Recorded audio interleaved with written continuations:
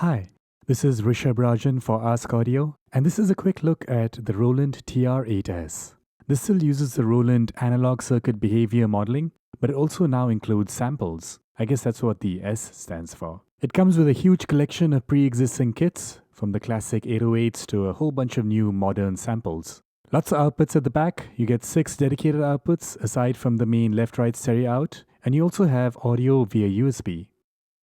So quite easy to integrate this with a DAW. You get 11 channels here, and each channel can have a mono or stereo source.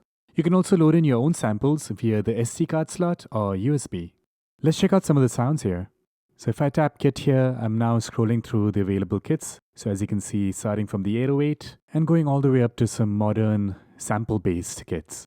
You get 128 kits and 300 onboard samples. You can access patterns by tapping here. I can tap at the bottom here to select a specific pattern, or I can use the value dial to scroll through all the other patterns. Let's load in one. I'll hit the start-stop button. I can change patterns on the fly. Now it's only going to change once it's finished playing through all the different variations. So you get 8 different variations per pattern. Some patterns don't use all the 8 slots, but if you're creating your own pattern, you can potentially create an 8-bar long pattern. You can see in this pattern, only 2 variations are being used. These sliders here control the level of the individual channels. It cannot be customized to control anything else. It's not as smooth as a DJ crossfader control, but smooth enough to quickly adjust level like this.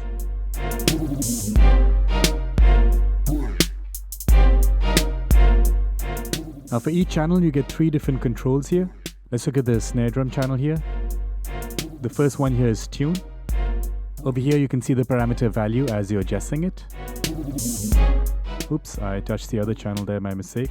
Next dial here is TK control. And lastly, you get a freely assignable controller. So I can click here, and now I can choose what I want this to control. So for example, here I've set it to reverb send. Talking about reverb, you get a master reverb control over here. And now you can hear the reverb on the snare. Let's add some reverb to this string sample. But I can also switch it to the delay send. And then here are the controls for the master delay effect.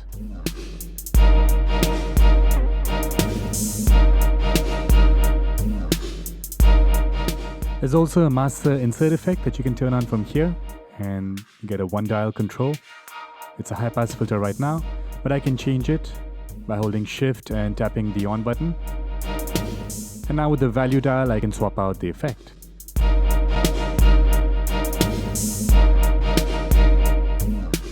Let's try using the flanger.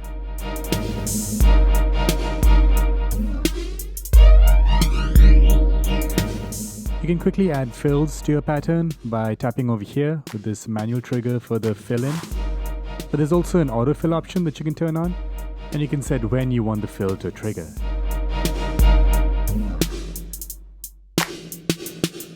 There's a master tempo control over here. Keep in mind there's no time stretching feature, so if you load in your custom loops, the tempo might not match up. We can also add some shuffle to the overall group.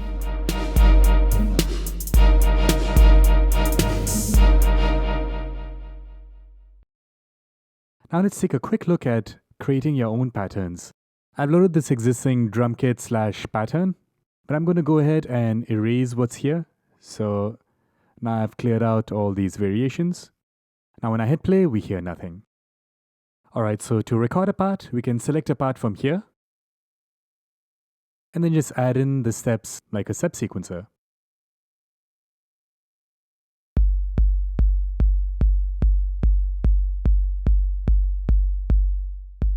Let's make it a bit more interesting.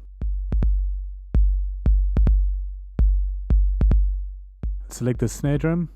I can also use this instrument record mode. So if I tap this number 2 button here, I can record in the pattern. Let's go to this close hi-hat part. We also have this button here which is velocity sensitive, so we can use that to record in the part. Though you can also adjust velocity by holding shift and tapping a step. The different brightness will give you different velocity values. Alright, let's bring in some more sounds.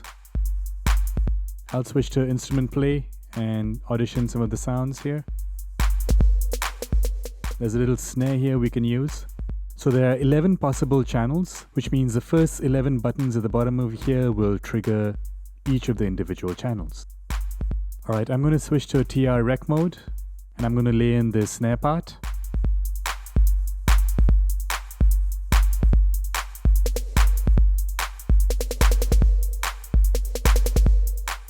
Now there's a really cool ratcheting mode that we can enable.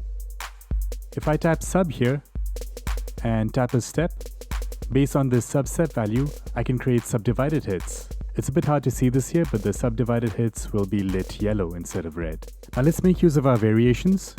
I can copy a variation into another slot, and now I have like a 2-bar pattern. You can tap and hold these 2 buttons to play both of them together. Let's go back to that first pattern and I'll remove the snare part.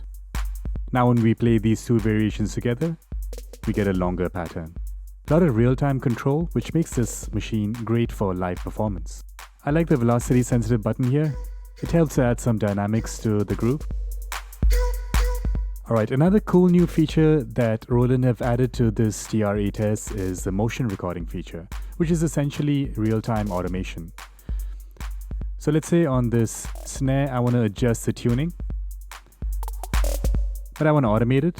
So I can just hit that record button, twiddle the dial in real time, and it gets recorded in. This kind of real-time automation is fantastic for live performance, and you can also do this offline if you wish. Alright, so that's a quick look at the Roland TR-8S, a worthy successor to the TR-8, a great machine for live performance and also for in-studio work.